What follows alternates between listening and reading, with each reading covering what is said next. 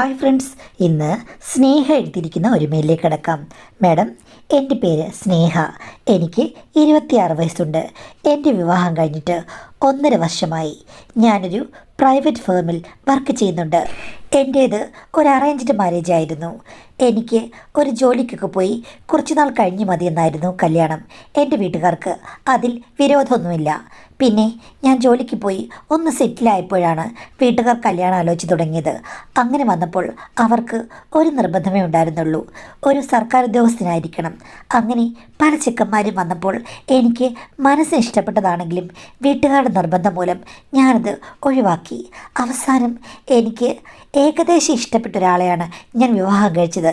എല്ലാം വീട്ടുകാരുടെ നിർബന്ധം മൂലമാണെന്നും കൂടി പറയാം. ഞാൻ എല്ലാവരോടും ചിരിച്ചും കളിച്ചും അടുത്ത് ഇടപഴകുന്നവളാണ്. സംസാരിക്കാതൊന്നും ഇരിക്കാൻ എനിക്ക് പറ്റില്ല. പക്ഷേ വിവാഹ നിശ്ചയമായപ്പോഴേ എനിക്ക് മനസ്സിലായി, ഭർത്താവ് അധികം സംസാരിക്കില്ല. കണ്ടാലൊക്കെ ഓക്കെ, പക്ഷേ എങ്കിലും എൻ്റെ സ്വഭാവത്തോടുകൂടി അത്ര ചേർന്ന് പോകില്ല. ഞാൻ അമ്മയോട് പറഞ്ഞപ്പോൾ അമ്മ പറഞ്ഞു, ഇടി അതാണ് നല്ലത്. 2 പേരും ഗൗരവക്കാരായാലും കുഴപ്പമാണ്, 2 പേരും തമാശക്കാരായാലും കുഴപ്പമാണ്. ഇതിപ്പം നീ കിടന്ന് തുള്ളുന്നു, പുള്ളി അനങ്ങാതിരിക്കുന്നു, അതായിരിക്കും നല്ലത്. ബെസ്റ്റ് കോമ്പിനേഷനാണ് എന്ന് പറഞ്ഞു. അത് കേട്ടപ്പോൾ അമ്മയുടെ എക്സ്പീരിയൻസ് വെച്ച് പറയുകയല്ലേ, അത് ശരിയായിരിക്കും എന്ന് ഞാനും കരുതി. അങ്ങനെയാണ് വിവാഹം നടന്നത്. എന്നോട് സ്നേഹക്കുറവൊന്നുമില്ല, പക്ഷേ അത് പ്രകടിപ്പിക്കാനൊക്കെ ഇത്തിരി ബുദ്ധിമുട്ടാണ്. നല്ല തണ്ടും തടിയും പൗരുഷവും ഒക്കെയുണ്ട്. പക്ഷേ അത് വേണ്ടത്ര യൂട്ടിലൈസ് ചെയ്യാനുള്ള കഴിവില്ലാത്ത ഒരാളെ പോലെയാണ് എനിക്ക് തോന്നിയത്. പറഞ്ഞിട്ട് കാര്യമില്ലല്ലോ, ഓരോരുത്തർക്കും ഓരോ സ്വഭാവമാണ്. ആദ്യം മുതലേ ആമയിഴയും പോലെയാണ് എൻ്റെ ജീവിതം പോകുന്നത്. എങ്കിലും ഞാൻ ജോലിക്ക് പോകുന്നതിന് തടസ്സമൊന്നുമില്ലാത്തതുകൊണ്ട് ഞാൻ എൻ്റെ പഴയ കൂട്ടുകാരുടെ കൂടെ കൂടി അടിച്ചു പൊളിച്ച് മുന്നോട്ട് പോയി. വൈകിട്ട് വരുമ്പോൾ ഭർത്താവിന് വേണ്ടി പ്രത്യേകിച്ച് എന്തെങ്കിലുമൊക്കെ ഒന്ന് ഒരുക്കേണ്ട കാര്യമേ ഇല്ല. അദ്ദേഹത്തിന് തോന്നുകയാണെങ്കിൽ സ്നേഹം പ്രകടിപ്പിക്കും, ഇല്ലെങ്കിൽ കൂർക്കം വലിച്ച് ഉറങ്ങും. എന്നോട് എന്തെങ്കിലും ആവശ്യമുണ്ടോ, പണം വേണോ, അല്ലെങ്കിൽ എന്തുണ്ടെങ്കിലും പറയണം എന്നൊക്കെ ദിവസവും പറയും. ഇതാണ് ഞങ്ങളുടെ ദാമ്പത്യ ബന്ധം. അത്യാവശ്യം ഓക്കെ എന്ന് പറയാം.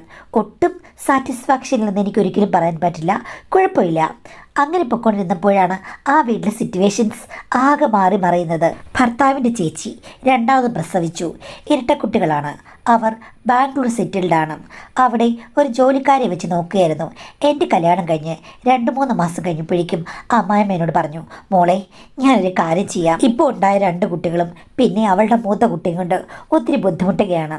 ഭർത്താവ് രാവിലെ പോയിട്ട് വൈകിട്ടേ വരികയുള്ളൂ. ഞാൻ പോയി അവളുടെ കൂടെ നിന്ന് അവളെ ശ്രദ്ധിക്കട്ടെ. നിനക്കാണെങ്കിൽ ഇവിടെ രാവിലെയും വൈകിട്ടും ഇവരുടെ ഭക്ഷണക്കാര്യം ഒന്ന് ശ്രദ്ധിച്ചാൽ മതി.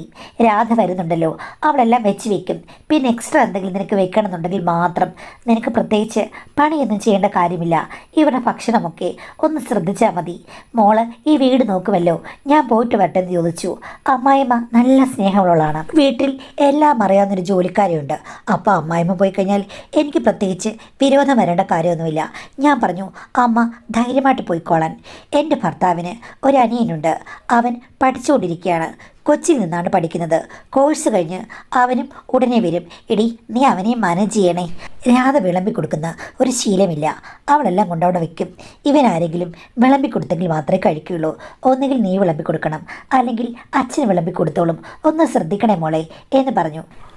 അതൊന്നും സാരില്ലമ്മേ, അതൊക്കെ ഞങ്ങൾ മാനേജ് ചെയ്തോളാം.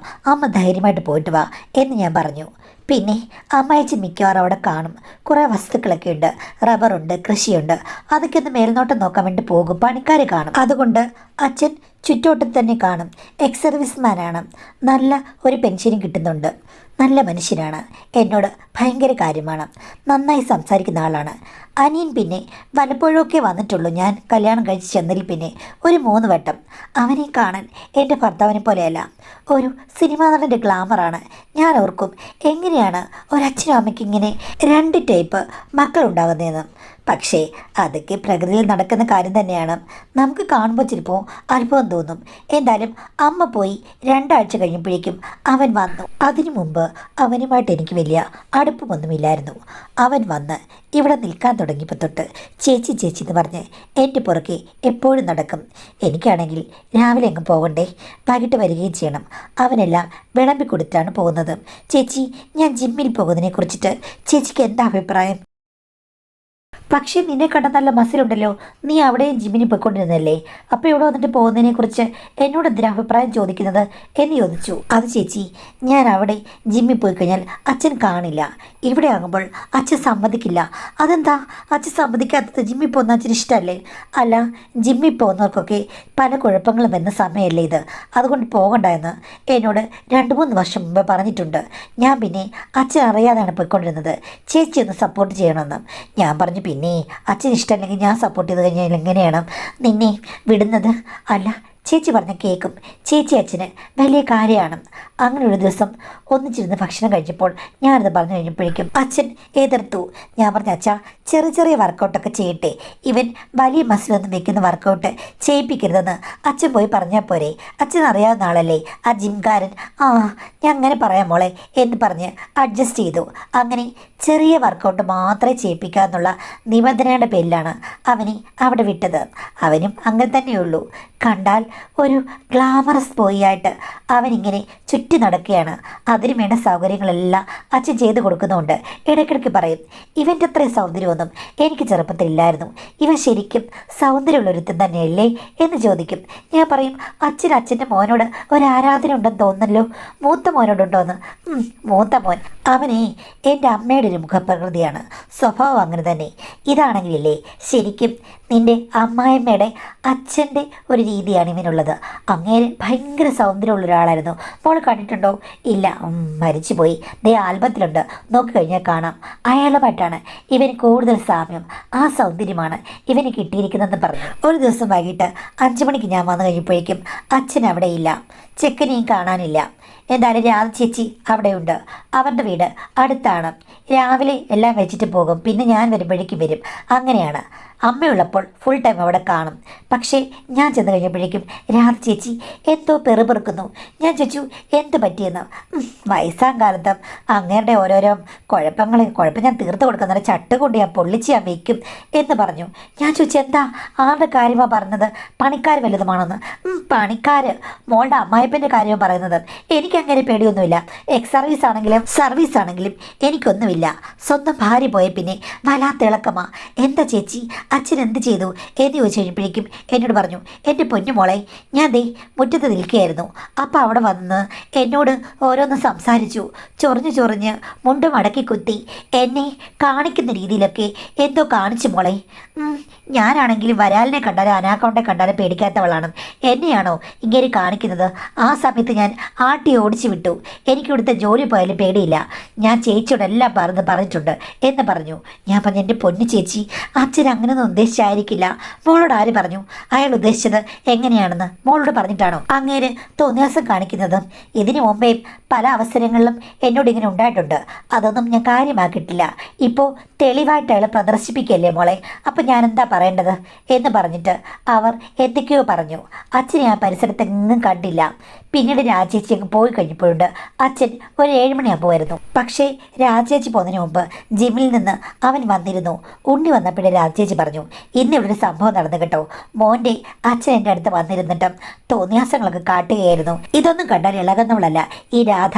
ഒന്ന് കണ്ട് മടുത്ത് ഭർത്താവിനെ തന്നെ അടിച്ച് വെളിയിലാക്കിയോളാം ഞാനും.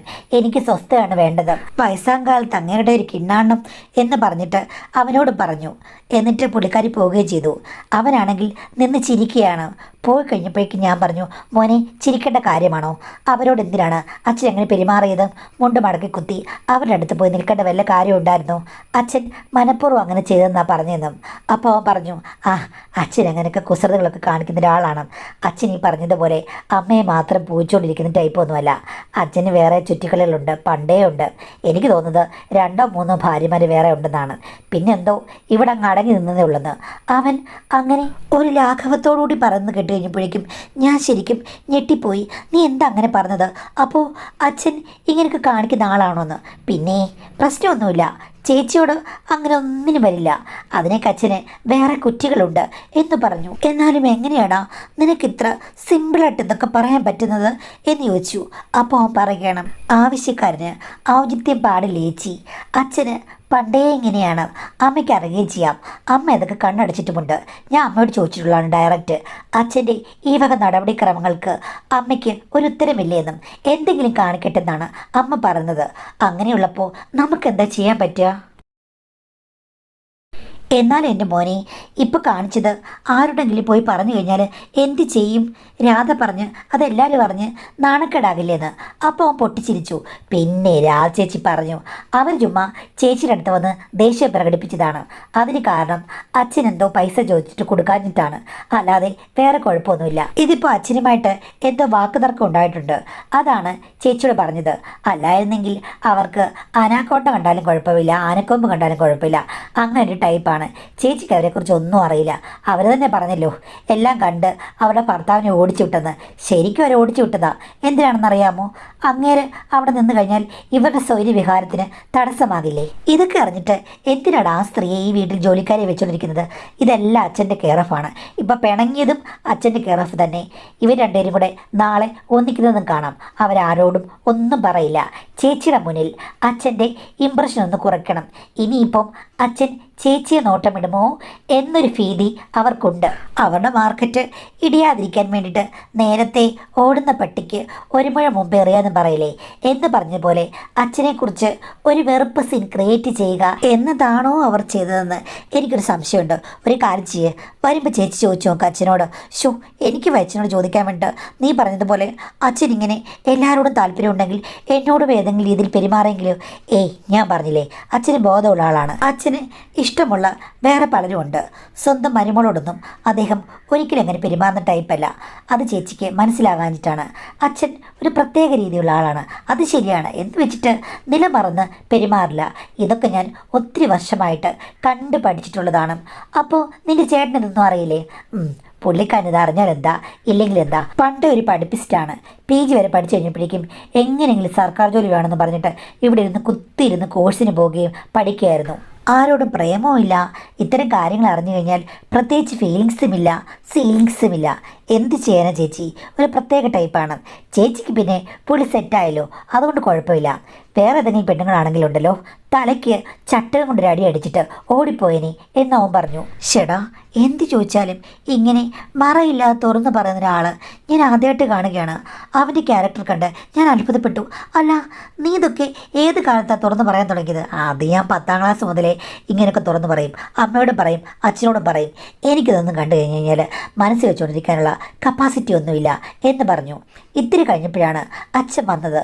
അച്ഛൻ വന്നപ്പോൾ ഉടൻ അവൻ ചോദിച്ചു, അല്ല ചേച്ചി ഇവിടെ കിടന്ന് ഭയങ്കര ബഹളമായിരുന്നല്ലോ, അച്ഛൻ അവരോട് മുണ്ട് മടക്കി കുത്തി അടുത്ത് ചെന്ന് നിന്നെന്നോ അപമര്യാദയായിട്ട് പെരുമാറിയെന്നോ എന്നൊക്കെ പറഞ്ഞിട്ട്. അപ്പോൾ ഞാൻ ഓർത്തു അച്ഛൻ എന്തെങ്കിലും കാര്യങ്ങൾ പറഞ്ഞിട്ട് പൊട്ടിത്തെറിക്കുമായിരിക്കുമെന്ന്. പക്ഷേ ഉടനെ അവർ തമ്മിൽ ഒരു നിശബ്ദത വന്നു. എന്നിട്ട് രണ്ടുപേരും അങ്ങോട്ടും ഇങ്ങോട്ടും നോക്കി. അച്ഛനാണെങ്കിൽ ഭയങ്കര ചിരി, ഇവനും ചിരി. അത് കഴിഞ്ഞിട്ട് അവൻ പോയി അച്ഛനെ കെട്ടിപ്പിടിച്ചു. രണ്ടുപേരും കൂടെ അവിടെ കിടന്ന് ചിരിക്കുന്നു. ഞാൻ ചോദിച്ചത് എന്താണെന്നും. മോളെ, നീ ഇത് കണ്ട് ഞെട്ടുമൊന്നും വേണ്ട. അവൾ അതും പറയും അതിനപ്പുറവും പറയും. ഇന്നിവള് പിണങ്ങിയാണല്ലോ പോയത്. നാളെ വരുമ്പോൾ നോക്കിയോ അവൾ കൂളായിരിക്കും. അതെനിക്കറിയാച്ചാ. പിന്നെ പണ്ട് അച്ഛൻ്റെ പുറകെ ഇവർ നടന്നതായിട്ട് അമ്മ പറഞ്ഞിട്ടുണ്ട്. ഇവരാണോ ശരിക്കും അച്ഛൻ്റെ പുറകെ നടന്നതും? അപ്പം അച്ഛൻ പറഞ്ഞു, പിന്നെ അന്ന് ഞാനിങ്ങോട്ട് സർവീസ് കഴിഞ്ഞ് വന്നൊരു സമയമല്ലേ, എന്നെ കണ്ടു കഴിഞ്ഞ് കഴിഞ്ഞാൽ ഇവളല്ല വേറൊരുത്തിയാണ് എൻ്റെ പുറകെ നടക്കും, നിനക്കറിയത്തില്ലോടെ ചെക്ക എന്ന് പറഞ്ഞ് അവൻ്റെ താടിക്ക് തലോടുന്നു. ഷടാ, ഞാൻ ആ കൂടി നാണക്കേട് തോന്നിട്ടും എൻ്റെ മുറിലൊക്കെ കയറിപ്പോന്നു. ഇവരോടൊന്നും പറഞ്ഞിട്ട് യാതൊരു കാര്യമില്ല. അച്ഛനും കണക്കാ, മോനും കണക്കാ. എന്നോട് എന്തെങ്കിലും പറയാൻ വന്നെങ്കിലോ എന്ന് പേടിച്ച് ഞാൻ അങ്ങ് മിണ്ടാതിരുന്നു. രാത്രിയായി കഴിഞ്ഞപ്പോഴേക്കും ഭർത്താവിനോട് ഞാൻ കുണുകുണാന്ന് ഈ കാര്യങ്ങളെല്ലാം പറഞ്ഞു. അത് കേട്ടപ്പോൾ അദ്ദേഹം പറഞ്ഞു, നീ എന്തിനതൊക്കെ ശ്രദ്ധിക്കുന്നത്? അവരായി അവരുടെ പാടായി. അമ്മയ്ക്കൊക്കെ ഇതറിയാവുന്ന കാര്യമാണ്. അതുകൊണ്ട് നീയും വലിയൊരു ഇമ്പോർട്ടൻസ് അതിന് കൊടുക്കണ്ട. അവർ നാളെ വന്നിട്ട് പിന്നെ ഈ കുടുംബത്തിൽ സ്നേഹമായിട്ട് പെരുമാറും. ഇവിടുത്തെ രുചികളെല്ലാം അവരാണ് കൈകാര്യം ചെയ്യുന്നത്. അത് എനിക്കറിയാമല്ലോ. നല്ലൊരു പാചകക്കാരിയാണ്. പിന്നെ ആർക്കും അവരോട് വലിയ വിരോധമില്ല. ഇവിടെ കിടന്ന് അലയ്ക്കുന്നേ ഉള്ളൂ. പുറത്തിറങ്ങി ഈ കുടുംബത്തെ പറ്റി അവർ ഒന്നും പറയില്ല എന്നാണ് എൻ്റെ ഭർത്താവ് പറയുന്നത്. അപ്പം ഇങ്ങേർക്ക് പറയാൻ കഥകളൊക്കെ ഒന്നും മിണ്ടാതിരിക്കുകയാണ്. കള്ളൻ.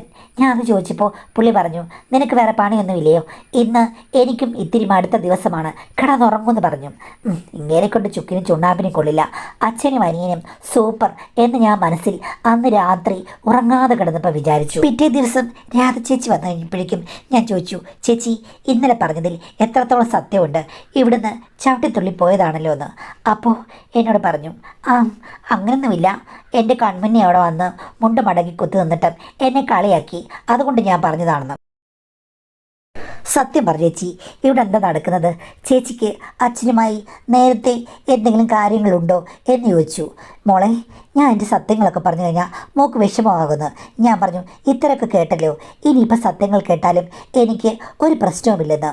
അപ്പോൾ രാധചേച്ചി പറഞ്ഞു, പണ്ടേ രാധചേച്ചിക്കാണ് അച്ഛനെ ഇഷ്ടം. അതിന് കാരണം അച്ഛൻ പണ്ടേ സുന്ദരനായിരുന്നു. രാധചേച്ചിയുടെ ഭർത്താവ് എന്തോ പ്രശ്നമൊക്കെ ആയിട്ട് ഇട്ടിട്ട് പോയി. അതോ ഇനി ചേച്ചി ചാടിച്ചു വിട്ടാന്നൊന്നും അറിയില്ല. അങ്ങനെ ആയിക്കഴിഞ്ഞപ്പോഴേക്കും ചേച്ചി ഒറ്റയ്ക്കാണല്ലോ, 2 പെൺമക്കളും ഉണ്ടായിരുന്നു. അതിനെ വളർത്താൻ വേണ്ടിയിട്ടാണ് ചേച്ചി ആദ്യമായിട്ട് ഈ വീട്ടിൽ ജോലിക്ക് വന്നത്. പിന്നെ ചേച്ചിക്ക് ഇടക്കാലത്ത് പല ഭർത്താക്കന്മാരുമുണ്ടായി, എങ്കിലും അവരൊന്നും വാണില്ല. ചേച്ചി ഈ വീട്ടിലെ ജോലി ഒട്ടും ഉപേക്ഷിച്ചതുമില്ല. ഇവിടുത്തെ സാറിനോടുള്ള ഒരു ആകാംക്ഷ മൂത്ത് ഇവിടെ നിന്നു. പിന്നെ ഇവിടുത്തെ സാറാണെങ്കിലും അവിടെയും ഇവിടെയും എന്തെങ്കിലും ഗ്യാപ്പ് ഉണ്ടോ എന്ന് നോക്കി നടക്കുന്ന ഒരാൾ. അങ്ങനെ ആയിക്കഴിഞ്ഞപ്പോഴേക്കും ചേച്ചിയുടെ സ്വപ്ന സാക്ഷാത്കാരത്തിന് ഒരവസരം കിട്ടി. അമ്മായച്ചൻ ഈ വീട്ടിൽ വന്ന് സ്ഥിരം നിൽക്കാൻ തുടങ്ങിക്കഴിഞ്ഞപ്പോഴേക്കും രാധ ചേച്ചിക്ക് ഇരിക്കപ്പുറതിയില്ല.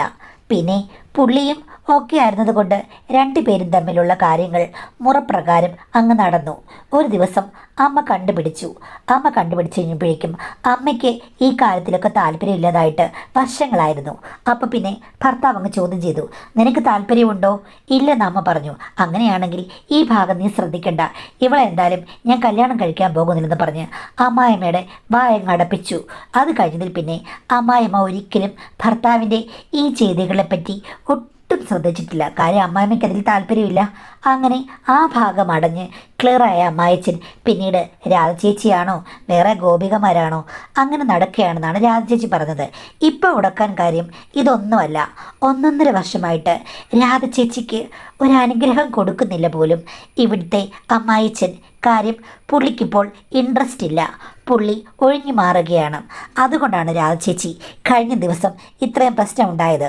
ആക്ച്വലി അച്ഛൻ മുന്നിൽ വന്ന് നിന്നപ്പോൾ രാധചേച്ചി ഒരാഗ്രഹം തോന്നി അങ്ങോട്ടൊന്ന് അറ്റാക്ക് ചെയ്യാൻ ശ്രമിച്ചതാണ്. അപ്പോൾ അച്ഛൻ തെറി വിളിച്ചു. അതാണ് ഇവിടെ കിടന്ന് ഇത്രയും പ്രകടനമുണ്ടാക്കിയത്. ചുരുക്കം പറഞ്ഞാൽ 1.5 വർഷമായി മോഹിച്ചത് പലതും രാധചേച്ചിക്ക് കിട്ടുന്നില്ല. അപ്പോൾ മോഹഭംഗം ഉണ്ടാകില്ലേ? പുറത്ത് ആരൊക്കെ ഉണ്ടെങ്കിലും രാധചേച്ചിക്ക് ഫാൻസ് ഉണ്ടെങ്കിലും പുതിയൊരു ഭർത്താവ് വന്നാലും ഇവിടുത്തെ സാറിൻ്റെ അത്രയും തുലനം ചെയ്യാൻ മാത്രം ഒന്നുമില്ലെന്നും ചേച്ചി പറഞ്ഞു. അത് കേട്ട് കഴിഞ്ഞപ്പോഴേക്കും ചേച്ചിയുടെ യഥാർത്ഥ പ്രശ്നത്തിൻ്റെ ആഴം എനിക്ക് മനസ്സിലായി. എന്താ ചേച്ചി 1.5 വർഷമായിട്ട് അദ്ദേഹം അകന്നു മാറാൻ കാരണം? എനിക്കറിയില്ല. വേറെന്തെങ്കിലും സ്ഥിരം ബന്ധങ്ങൾ കാണുമ്പോളെ സുന്ദരികൾ ഇഷ്ടംപോലെ നടക്കുകയല്ലേ. ഇപ്പോൾ 19 വയസ്സുള്ള പെണ്ണിനും ഇഷ്ടം 50-60 വയസ്സായ കളവന്മാരെയാ എന്ന് പറഞ്ഞ് ചേച്ചി മൂക്കു ചീറ്റി. ചേച്ചിയുടെ മോഹഭംഗം ഇത്തിരി കൂടുതലാണെന്ന് എനിക്ക് മനസ്സിലായി. അച്ഛൻ്റെ ഉള്ളിൽ ഒളിഞ്ഞു കിടക്കുന്ന കഴിവുകൾ രാധചേച്ചിക്കറിയാം. ആ കഴിവുകൾ രാധചേച്ചിക്ക് ഇനിയും അനുഭവിച്ചറിയാനുള്ള ഒരു സാധ്യത നഷ്ടപ്പെട്ടപ്പോൾ ഒരു സ്ത്രീ എന്നുള്ള നിലയിലുണ്ടായ ഒരു മോഹഭംഗം, ഒരു വിഷമം, ഒരു ദേഷ്യം ആർക്കായാലും ഉണ്ടാകില്ലേ? അന്ന് രാത്രിയും ഭർത്താവിൻ്റെ അടുത്തേക്ക് ചെന്ന് കഴിഞ്ഞപ്പോഴേക്കും ക്ഷീണമാണെന്ന് പറഞ്ഞ് മാറിക്കിടന്നപ്പോൾ ഞാൻ ഓർത്തു, ഒരു കണക്കിന് നോക്കുമ്പോൾ എനിക്ക് തന്നെ എന്തെല്ലാം മോഹഭംഗങ്ങളാണ്. എൻ്റെ ജീവൻ തന്നെ തുടക്കത്തിലെ കല്ല് കടിക്കുന്നു. എൻ്റെ ഭർത്താവിന് എൻ്റെ അമ്മായിച്ചൻ്റെ ഒരു സ്വഭാവം കിട്ടിയില്ലല്ലോ. ഈ രീതിയിലുള്ള സ്വഭാവം കുറച്ചെങ്കിലും ഈ രാജേച്ചി പറഞ്ഞതുപോലെ അച്ഛൻ ഇങ്ങനെ കറങ്ങി നടക്കുന്ന സ്വഭാവം ഒന്നും കിട്ടണ്ട. പക്ഷേ അല്ലാതെയുള്ള എന്തെങ്കിലും ക്വാളിറ്റി കിട്ടിയിരുന്നെങ്കിൽ എന്ത് നന്നായനി.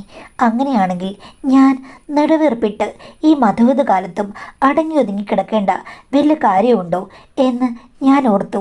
പാതി അറിഞ്ഞാൽ ഫുൾ അറിയാൻ എല്ലാവർക്കും ആകാംക്ഷയുണ്ട്. തൊട്ട് തുടങ്ങി വെച്ച് കഴിഞ്ഞാൽ എല്ലാം തീർക്കണ്ടേ മാഡം? തീർത്തില്ലെങ്കിൽ പിന്നെ എന്താണ്?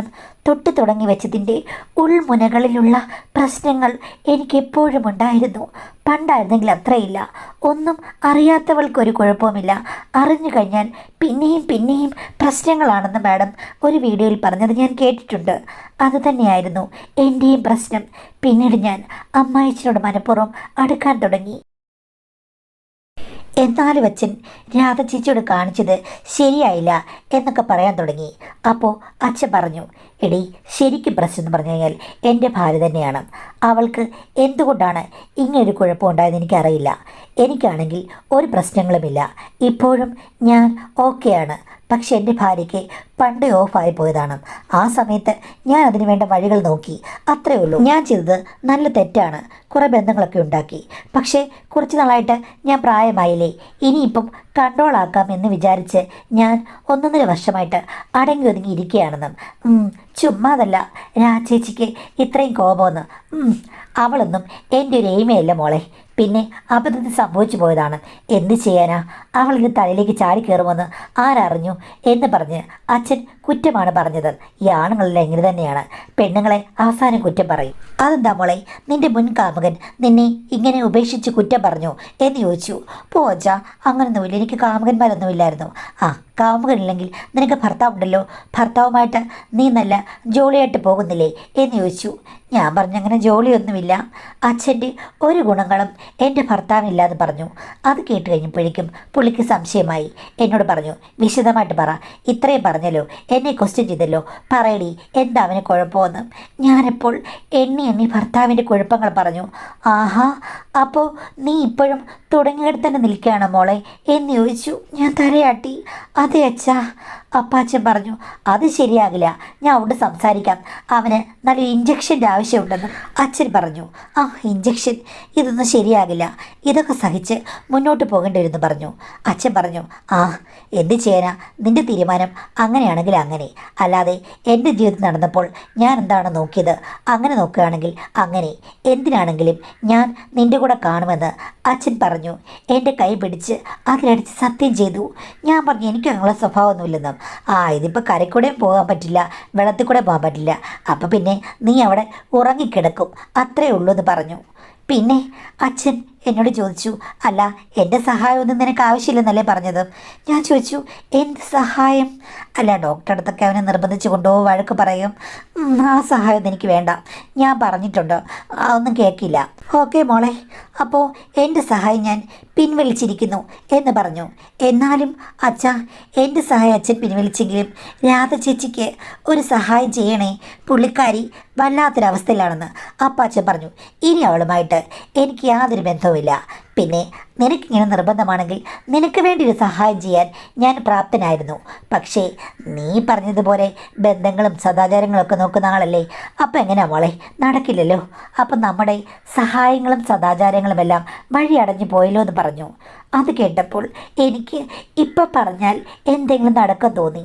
ഞാൻ പറഞ്ഞു, സദാചാരങ്ങളും ബന്ധങ്ങളും ഒന്നും ഇപ്പോൾ അത്ര വലിയൊരു കാര്യമായിട്ട് എനിക്ക് തോന്നുന്നില്ല അച്ഛാന്ന് പറഞ്ഞു. അത് കേൾക്കാനിരിക്കുകയായിരുന്നു അച്ഛൻ എന്നുള്ള രീതിയിൽ എന്നെ പെട്ടെന്ന് അടുത്തേക്ക് വന്ന് എടുത്ത് വട്ടം കറക്കി. അത് കഴിഞ്ഞ ശേഷമായിരുന്നു, പോ അച്ഛാ, ഞാൻ ചുമ്മാ പറഞ്ഞതാണെങ്കിലും അല്ലെങ്കിലും ഇത്രയും സമ്മതം തന്നപ്പോൾ നിന്നെ ഞാൻ വെറുതെ വിടുന്നത് ശരിയാണോ മോളെ? നീ എന്നും ഇങ്ങനെ വിഷമിച്ചുറങ്ങേണ്ട കാര്യമില്ലെന്ന് പറഞ്ഞിട്ടാണ് അച്ഛൻ അടുക്കളയിൽ വെച്ച് തൈര് കടഞ്ഞ് വെണ്ണയാക്കിയെടുത്ത് എന്നെ സഹായിച്ചത്. ഒറ്റത്തവണ തന്നെ ആ മാധുര്യത്തിൽ ഞാൻ അലിഞ്ഞുപോയി. അത് കഴിഞ്ഞ് രാധ ചേച്ചി പോലെ ഞാൻ അങ്ങോട്ട് പോയി ക്ഷണിക്കുകയായിരുന്നു. ഇന്നും തൈരുണ്ട്, ഇന്നും വെണ്ണ കടയണ്ടേ, തെളിഞ്ഞ വെണ്ണ നമുക്ക് എടുക്കേണ്ടതെന്ന് ചോദിച്ച് ഞാനാണ് അദ്ദേഹത്തോട് അങ്ങോട്ട് ചെന്നത്. അനി അവിടെയുണ്ട്, അവൻ മനസ്സിലാക്കുമെന്ന് എനിക്കറിയാമായിരുന്നു. അവൻ സമ്മതിച്ചാൽ മാത്രമേ ഇത് സ്മൂത്തായിട്ട് മുന്നോട്ട് പോകാൻ പറ്റുള്ളൂ എന്ന് എനിക്കറിയാവുന്നതുകൊണ്ട് അവനോട് ഞാൻ ജസ്റ്റ് സൂചിപ്പിച്ചു. അവൻ 2 കണ്ണും അടച്ചിനോട് പറഞ്ഞു, ചേച്ചി ധൈര്യമായിട്ട് മുന്നോട്ട് പോകാൻ. ഇത് ചർച്ചയ്ക്ക് വെച്ച് പിന്നെ തൈര് കടഞ്ഞ് വെണ്ണയാക്കാൻ അവനും എൻ്റെ കൂടെ കൂടുകയായിരുന്നു. ഇപ്പോൾ വെണ്ണക്കട്ടി ആയതുപോലെ എനിക്ക് ശരിക്കും ഒരു വിശേഷവുമുണ്ടായി. ഉത്തരവാദി ആരാണെന്നൊന്നും എനിക്കറിയില്ല മാഡം. എന്നാലും എൻ്റെ ജീവിതം സന്തോഷമാണ്. മറ്റ് സ്ത്രീകളെപ്പോലെ സദാചാരത്തിൻ്റെ പ്രശ്നങ്ങളൊന്നും എനിക്കില്ല.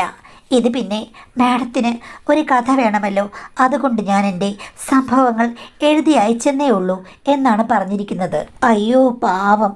അപ്പോൾ എനിക്ക് കഥ വേണം വായിക്കാൻ, അതിനുവേണ്ടി എഴുതിയതാണ്. അപ്പോൾ സാരമില്ല. അപ്പോൾ ഇതിലെ തെറ്റും കുറ്റങ്ങളും ഒന്നും നമുക്ക് നോക്കേണ്ട കാര്യമില്ല. കഥയല്ലേ, അത് വായിക്കാം. വായിച്ചു, അത്രേ ഉള്ളൂ കേട്ടോ.